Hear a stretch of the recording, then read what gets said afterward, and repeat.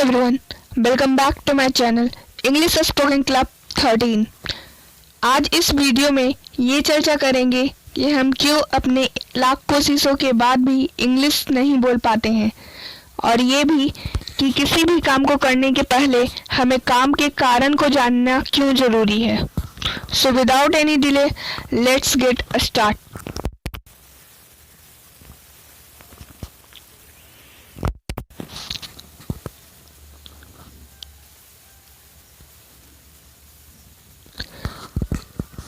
आज हम, जैसा कि आपने पहले ही देखा, कि ये जानने वाले हैं कि आखिर अपने लाख कोशिशों के बाद भी हम इंग्लिश क्यों बोल नहीं पाते हैं। तो सबसे पहले तो ये समझिए कि इंग्लिश बोलना और इंग्लिश पढ़ना दोनों में अंतर है। जी हाँ, learn English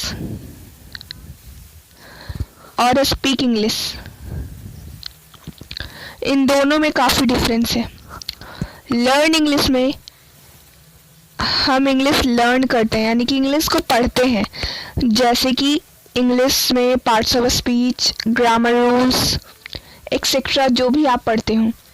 learn English competitive level examinations और भी बहुत जगह पर यूज़ होते हैं। स्पीकिंग इंग्लिश घर, परिवार, पार्टी, ऑफिस में कहीं भी यूज़ होता है। स्पीकिंग इंग्लिश आप कहीं भी अपनी बोलचाल की भाषा में इंग्लिश को ला रहे हो, स्पीकिंग इंग्लिश आती है। अब कई बार लोगों का ये सवाल होता है कि हम तो काफ़ी अच्छे से इंग्लिश पढ़ लेते हैं, इंग्लिश बोल भी लेते हैं, लेकिन अगर किसी के सामने कुछ देर कन्वर्सेशन करना हो, कुछ देर उससे बात करनी हो, तो नहीं बोल पाते हैं। आखिर ऐसा क्यों होता है हमारे साथ? हम क्यों उनके सामने अपनी बात को इंग्लिश में नहीं रख पाते हैं? इसका एक रीज़न तो ये भी है कि आप इंग्लिश बोलने के लिए आप अपने कॉन्सेप्ट का यूज़ करते हो, और ये अच्छी चीज़ है कि आप अपने कॉन्सेप्ट का यूज़ करते हो, लेकिन आप इस तरह से यूज़ करते हो। मतलब पहले आप उस चीज़ को जो आप बोलने वाले हो उसे इंग्लिश में नहीं बल्कि हिंदी में सोचते हो। जैसे कि अगर आप ये बोलने वाले हो कि चलो डांस करें, तो आप पहले उसे हिंदी में सोचे चलो डांस करें, फिर उसका कन्वर्सेशन में यूज़ करने के लिए उसे कन्वर्ट किए लेट्स अस डांस। मतलब आप पहले हिंदी में सोचे, फिर आप उसे इंग्लिश में बोले। इससे थोड़ा टाइम भी जाता है, और आपको सोचने में जो टाइम लगता है ये एक अच्छे इंग्लिश स्पीकर की निशानी नहीं है। तो सबसे पहले तो आपको चीज़ों को इंग्लिश में सोचना पड़ेगा। जैसे अगर आपको बाहर जाना है तो गो आउट, बाहर जाओ।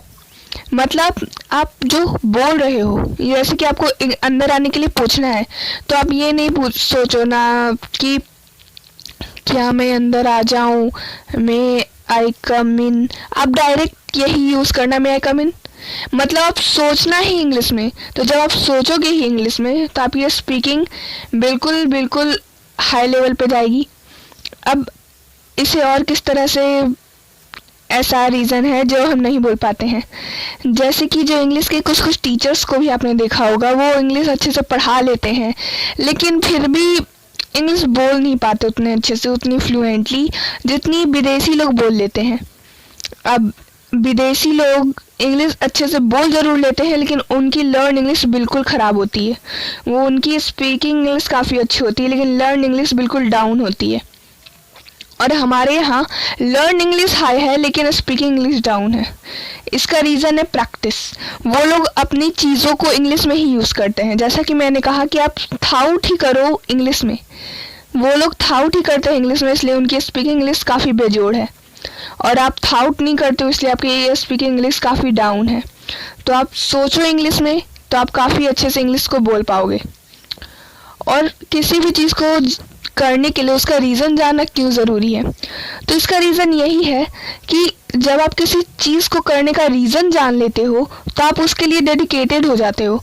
आपको उसके लिए एक गोल मिल जाता है कि मुझे इस गोल तक इस चीज़ को अचीव करना है। आप छोटा से छोटा काम भी कर रहे हो, तब भी आपके माइंड में एक गोल होना चाहिए कि हाँ, इतना बजे तक मुझे ये काम अपना ख़त्म करना है। जब तक आप ऐसा नहीं करोगे तो तब तक आप अपने उस काम को टालते रहोगे। आप सोचोगे नहीं आज नहीं कल करूँगा, कल नहीं परसों करूँगा, नहीं आज तो बहुत थक गया, अब तो परसों नहीं, अब तो एक सप्ताह बाद करूँगा, मंडे को करूँगा, ट्यूसडे को करूँगा। इस हिसाब से आप अपने काम को बस टाल रहे हो, आप कर नहीं रहे हो।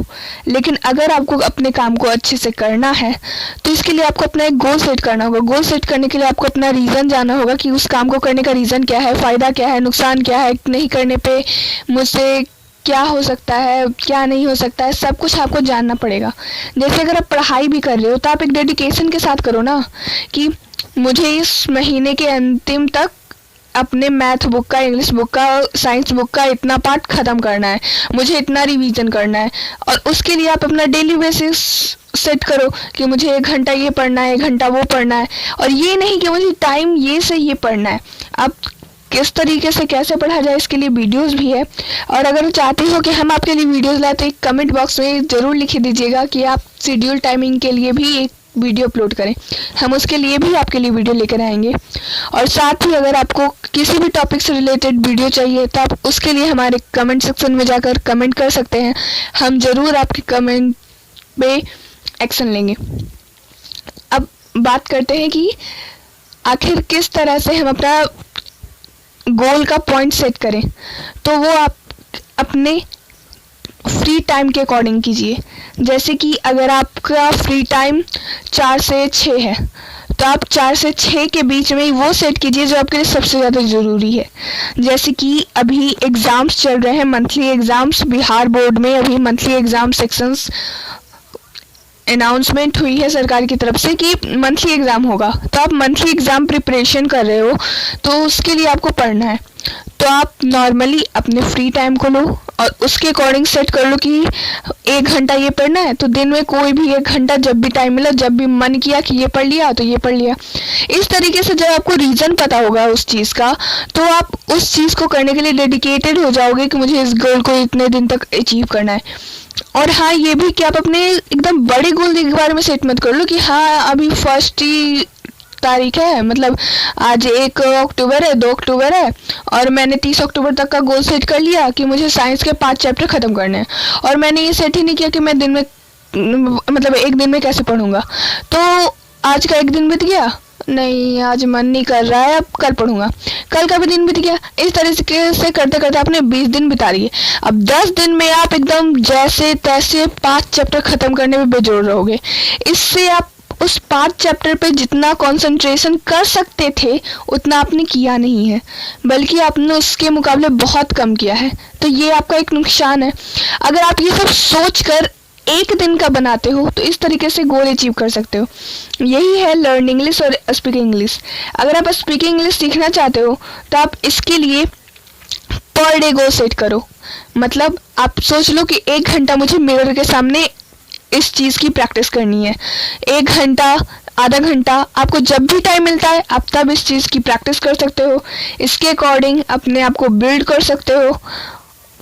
और यकीन मानो न, कम से कम अगर आप 90 दिन भी अच्छे से कंसंट्रेट होकर, डेडिकेट होकर पर डे गोल सेट करके ये सब काम करते हो तो आप पक्का 30 दिन के बाद से ही अपने अंदर एक अलग सा कॉन्फिडेंस महसूस करोगे इंग्लिश स्पीकिंग को लेकर। अगर आप ये करते हो और अगर आप में इम्प्रूवमेंट आती है तो प्लीज़ हमें कमेंट सेक्शन में ज़रूर बताएं। अगर कोई कमी लगी हो तो उसे भी ज़रूर बताएं, हम उसे पूरा करने की पूरी कोशिश करेंगे। मिलते हैं ऐसी वीडियो के साथ अपने नेक्स्ट वीडियो में। अब तक के लिए इतना ही। Good night everyone, best of luck.